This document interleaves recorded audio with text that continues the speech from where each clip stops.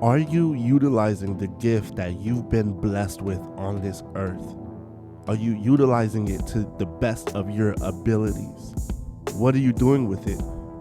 Are you burying it because you're afraid to take a step of faith and to really go after the thing that God has placed inside of your heart?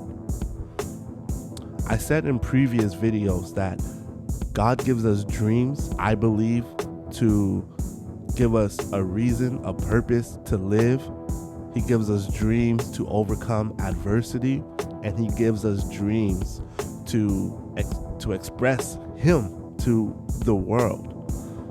God also gives us gifts, talents, abilities to do things that separates us from the next person, things that make us unique in ourselves, things that help us in life to go forward.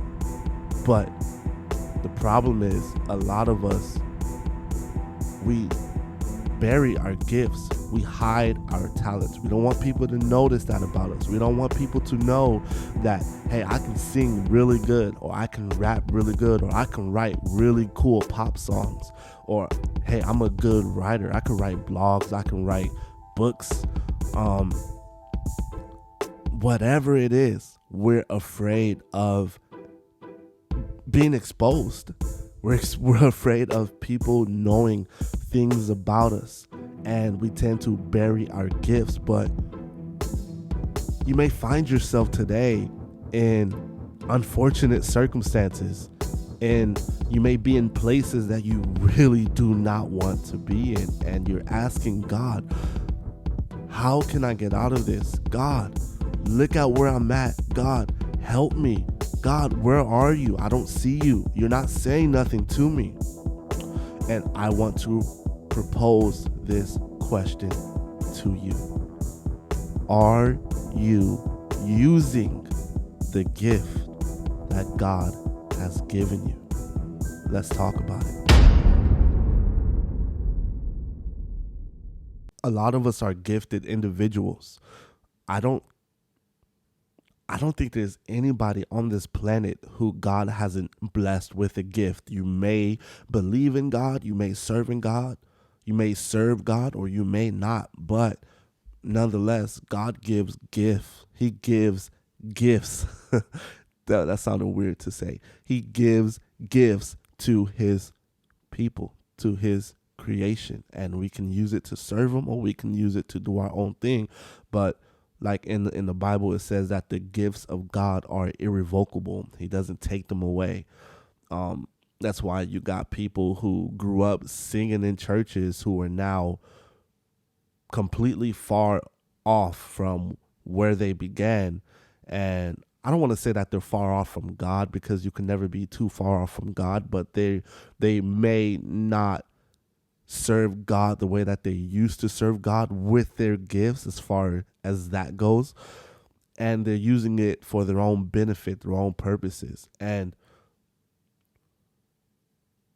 I would say that using your gifts to get ahead in life is part of the reason why God gave you a gift. But I think the ultimate purpose of that gift is to give it back to God, is to serve God and to serve other people with that gift. So we are all gifted individuals. We all have a gift. We're all good at something. Now, you may not be a rapper. You may not be the next Beyonce or Katy Perry. You may not be the next Adele. You may not be the next Lil Wayne or Eminem or Jay-Z. You may not be the next Bill Gates. You may not be the next Andrew Tate. I don't know. But you have a gift. And I want you to acknowledge the fact that you have a gift. And I want you to use that gift. I want you to use it. Don't bury it. Don't bury it. Why would you bury it? Why would you bury something that makes you you, that makes you unique? Why would you bury that? Why would you bury something that's going to help you in life? Because you're 40? Because you're 50? Because you're 60? Because you're 70? Because you're 11? Because you're 9? Because you're 15? Oh, I have to wait to use my gift? Says who? I have 4 small children, and even at their ages, their ages are 5, 4, 2, and 1. And even at their ages, I'm able to identify their gifts, where they're gifted at.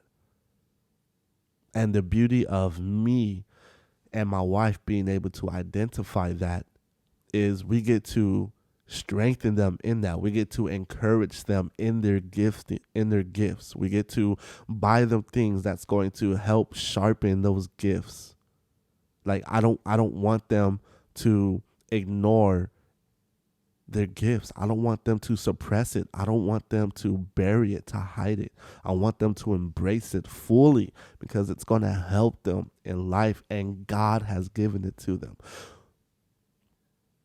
The fact that God has given us these gifts, these talents, wouldn't it be the right thing to honor God and to embrace that and to say, I mean, when someone gives you a gift, you don't take the gift and just throw it in your closet, right? That would be rude. That would be disrespectful.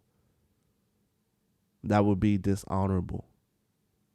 That's almost a slap to the face, right? Because this person spent their hard-earned money, thought about you, and said, I'm going to give this person a gift. And they bought you a gift just so you can throw it in the closet. You can throw it in your trunk and never touch it again. When God gives us a gift, why do we do the same thing? Why do we do the same thing? When God gives us a gift, we bury it. And then when we find ourselves in circumstances that are not ideal, we complain, God, where are you at? God, what are you doing? And God's response to a lot of us, and I say this because I've been there and I heard God tell me this, are you using the gift that I've given you? Are you using it? Or are you throwing it away? Are you suppressing it? Are you saving it for the right time?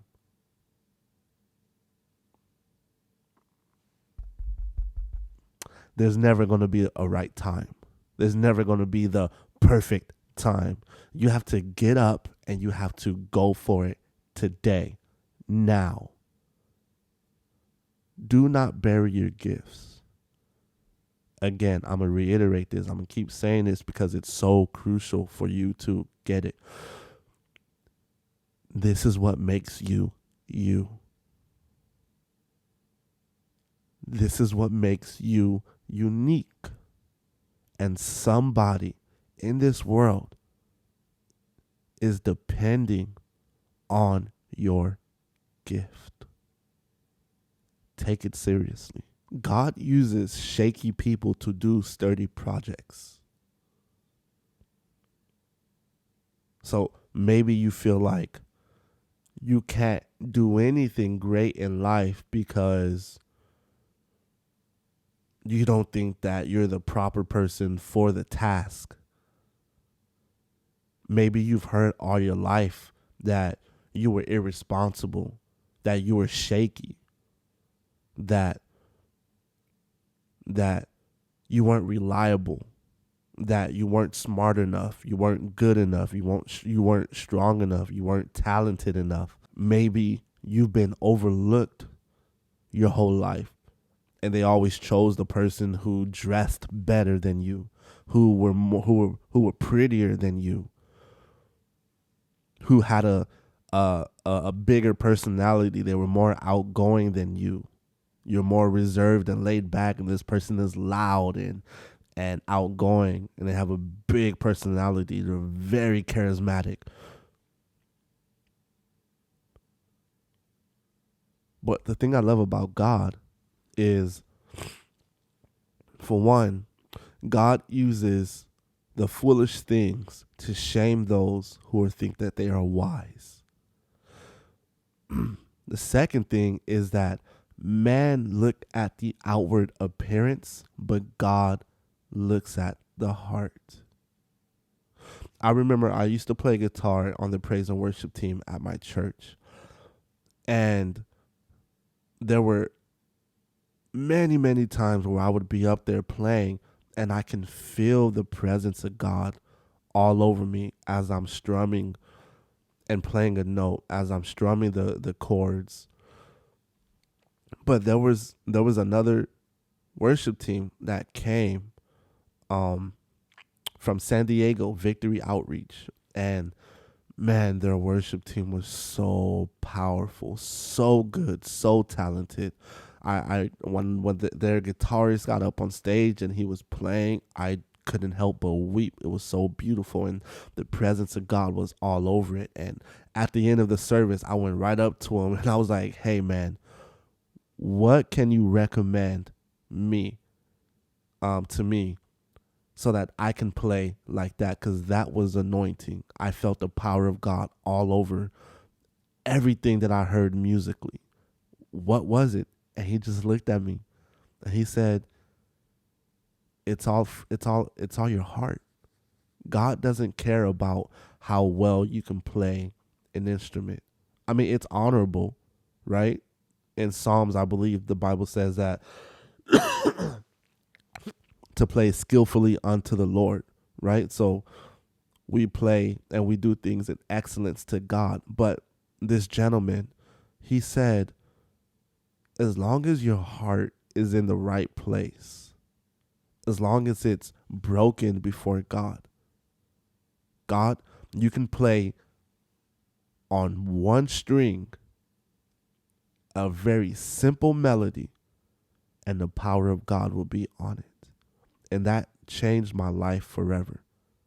God doesn't care about how talented you are. He doesn't care about how well dressed you are, how eloquent you can speak.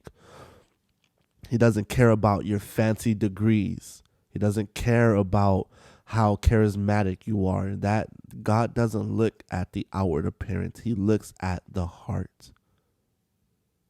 King David was a man after God's own heart, and God still thought that about King David even after his many mistakes that he made. And there were big mistakes that David paid for, but God still looked at his heart and still said, this is a man after my own heart.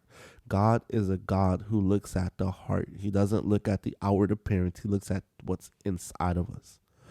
It's your heart. So I say that to say, if you find yourself thinking any of those things about yourself, I'm not smart enough, I'm not good looking, I'm not charismatic,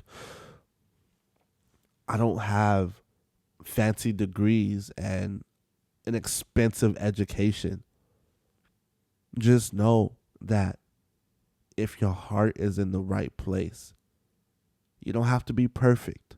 You don't have to have everything all together. But if your heart is in the right place, God will use you. He can. He can. God uses shaky people to do sturdy projects.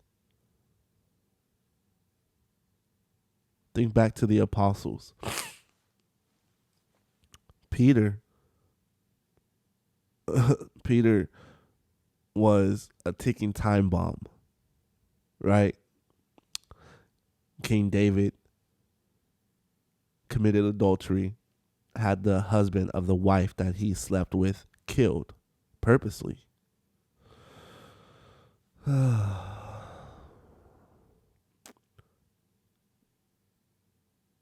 Paul the apostle murdered Christians.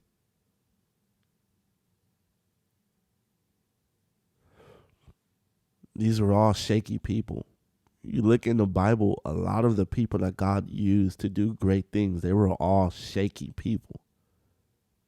They were all shaky. And I thought about this too, because we have people who would tell you, oh, you know what, you should go in and see a therapist before you even think about doing anything great for God, or whatever, something along those lines. Um, if you haven't read a book, um, if you don't have any form of education or whatever, don't start a podcast. Don't become an artist. Don't write songs. I don't know. Like there's always someone trying to put some kind of limitation on you, because what men are looking at the outward appearance, while God is always looking at the heart. So you have people telling you things like this, and then you think back to the apostles. It was like, did they have any kind of, these apostles were not educated men. They were unskilled. They were foolish. But look how God used them to turn the world upside down. I know people who are well educated, who can woo the crowd, but they don't really love God. They don't love Jesus. And I know people who are ordinary, who use simple words. They don't use lofty speeches. They're very simple, very plain in their speech, but they're so powerful. You know that God is on them. God is using them.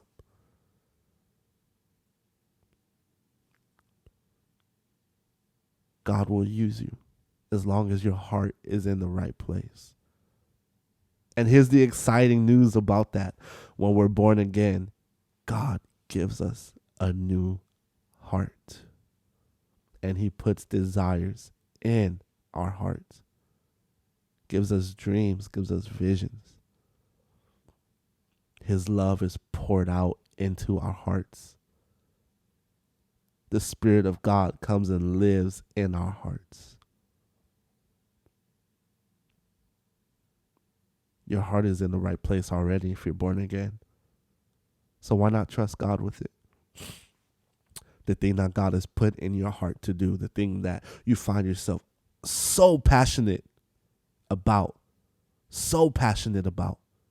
You wake up and you think about it. You go to bed and you think about it. Throughout your day, you think about it. You can't stop thinking about it. You're so passionate about it. You want to do it. It's like, I need to do this. Go for it. If it's wise, if it adds value to other people, if it requires faith, requires for you to depend on God in order for it to happen, God's given me a massive vision that I know that I cannot do it apart from God.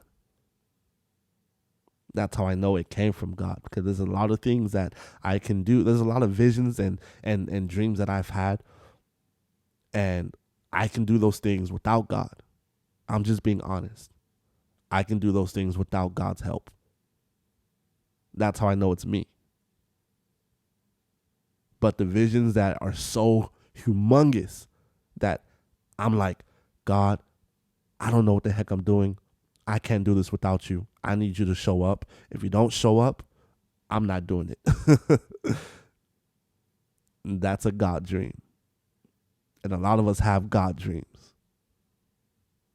And God dreams require God's counsel, God's anointing, God's ability, God's wisdom, God's direction, God's everything. Can't do it without God. He did that on purpose. We need him. God uses shaky people to do sturdy, big projects. And don't make excuses for what God is trying to get you to do. Eliminate all excuses. Because after this video, after you watch this video, you shouldn't have any more excuses. You shouldn't have no excuses. Oh, I got kids. I can't do it. I got kids too. I got 4 of them, young, and I'm married, and I got a full-time job. You know what my sacrifice is? Sleep. And I love sleep.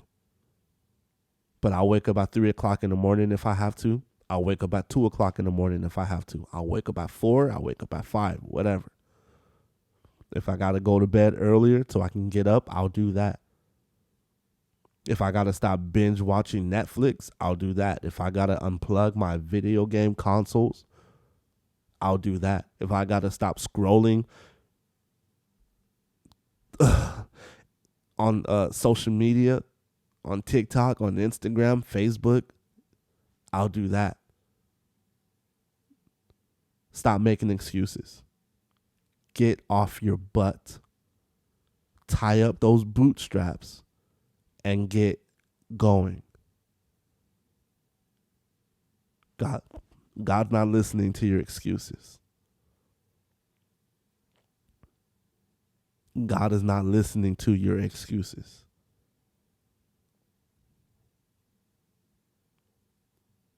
Eliminate the excuses. If you want to get ahead in life, eliminate the excuses. Well, I don't have a camera. Use your phone. Use your phone. You don't have to have the best camera. Use your phone.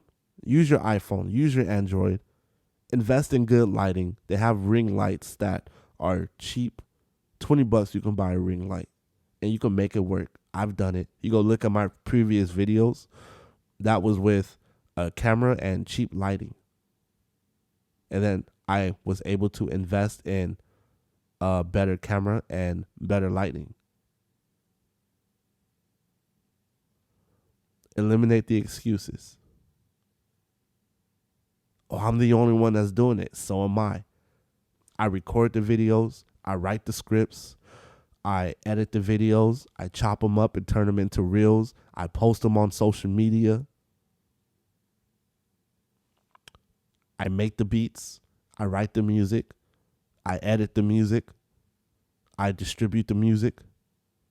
I promote the music. I do it all.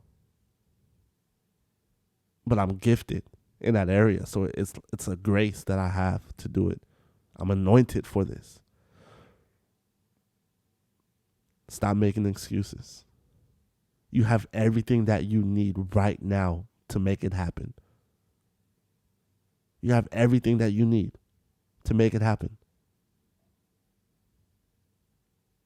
What's your excuse?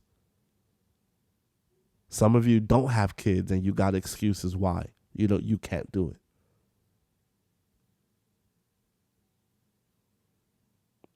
Get rid of them. All excuses are going to do is keep you stuck in the same place when you know that you want to get ahead. You know you want to go forward. You know you want to overcome adversity. You know you want to get out of the circumstance that you're in. But you keep making excuses that's doing nothing but keeping you there. And you're tired of being there. But you got to be tired of making excuses. You got to be sick and tired of being sick and tired.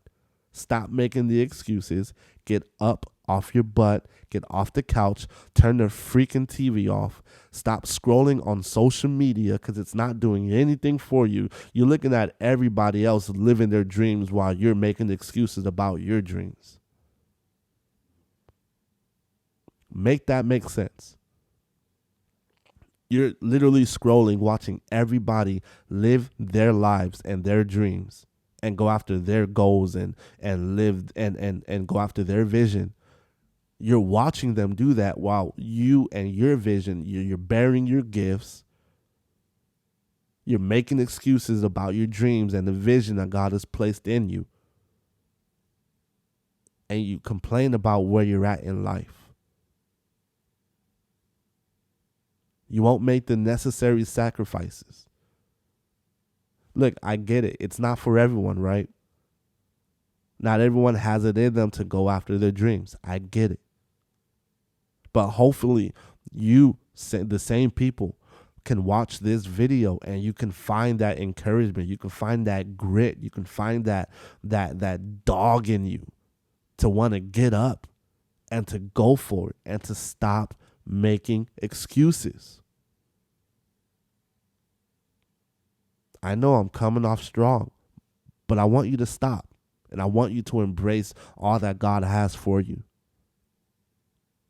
All right? The dream and the vision that God has given us, we got to be good stewards of it. We got to be good stewards. We got to steward the gift, steward the dream. That's something that God spoke to me this morning as I was praying. And he showed me all the things that I want to do in life, the visions, the dreams that I have. Big things, great things, things that I know that I can't do without God. And I'm thinking about these things and I'm thinking about it in a sense of, I got to do this, I got to do that, I got to do this, I got to make sure I do this. And God, he stopped me and he said, before you do anything, I need you to understand that these dreams and visions that I've given you are mine. And I've given them to you. I've shared them with you. But they are mine. And now you have insight to it. So they're not really yours. They're mine. And I'm trusting you with it. And immediately I started thinking about, man, I'm not that good. God, I'm lacking in this area. God, I don't have much knowledge in this area that I need for this. And he said, stop overthinking it. Stop it. I need you to get out of the way.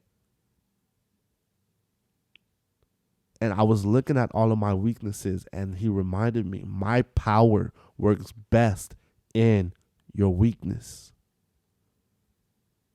You're not going to do this without me. If you do try, you're going to fail and you're going to waste time. And I hate wasting my time. If there's one thing that makes me pissed is when I'm wasting my time doing something. God's power works best in our weaknesses. Get out of your head. Stop trying to think that you have to make this happen. You can't do it without God. I can't do it without God. We need him. We need to rely on him. We need his power, his courage, his strength.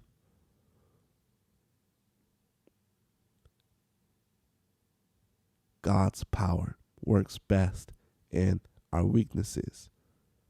God gives us dreams, gives us vision. We realize it's too big for me to carry out on my own. We come to the end of ourselves and God's like, that's where I need you. He's like, that's where I want you. Come to the end of yourself. Because now you have to keep coming back to me. Now you have to keep coming back to me.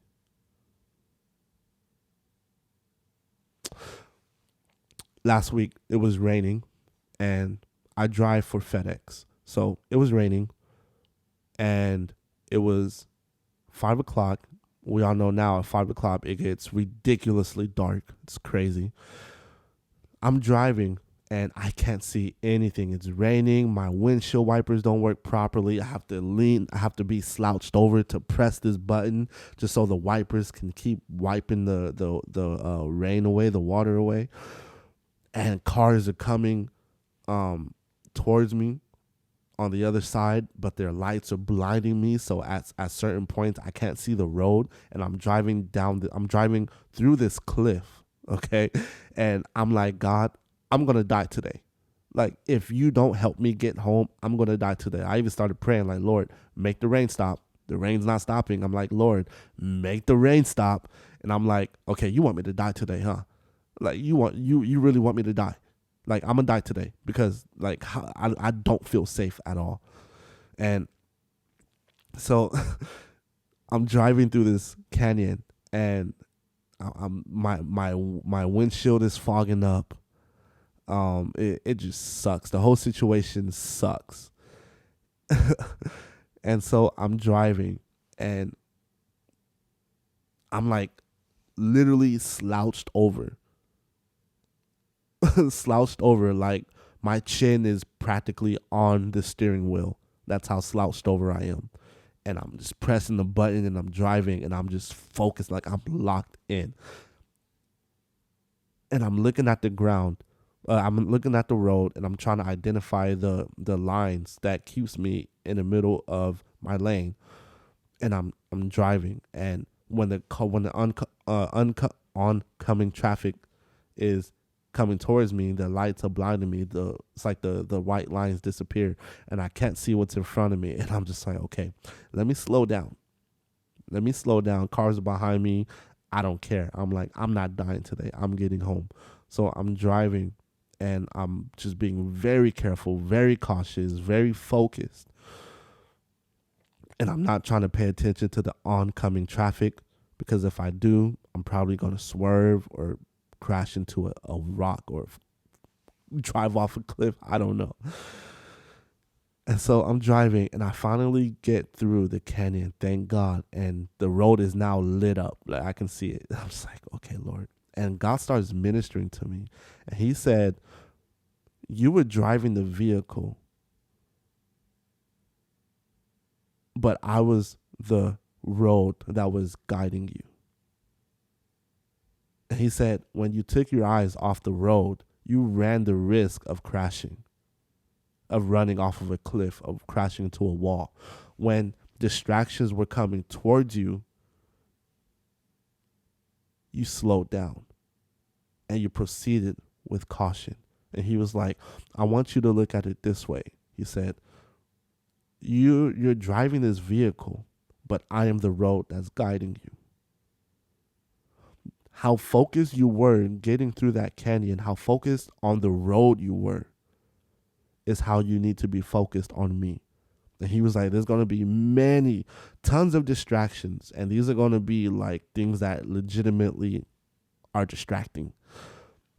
And he said, the moment you take your eyes off of me and you focus on the distractions, you're going to crash. You're going to crash. And he was like, and when the lights were coming towards you, and there were moments where you couldn't see the road anymore. Those represents seasons where you feel like you can't see me. Seasons where you feel like you don't hear me.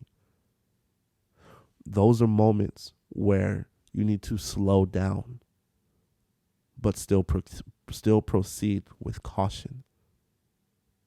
Like, he was ministering to me with this unfortunate situation I was in. Scary.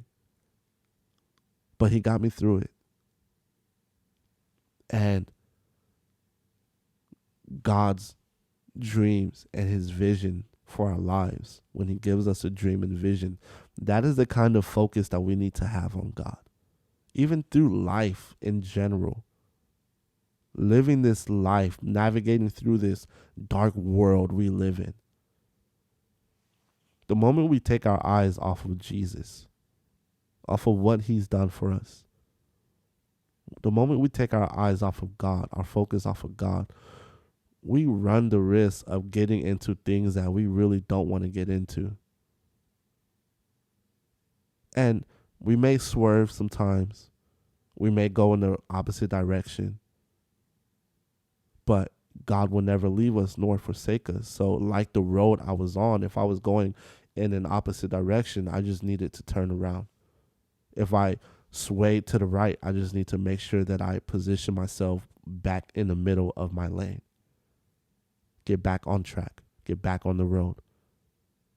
Don't, oh man, I went backwards. Oh my God. Oh God, I'm sorry. None of that. Just, identify, okay, I got off track a little bit. Let me get back on track and keep going forward. All right. I really hope this video helped you guys. Grab what I'm saying, pay attention to what I'm saying, meditate on what I'm saying. It may just change your life. All right. Peace.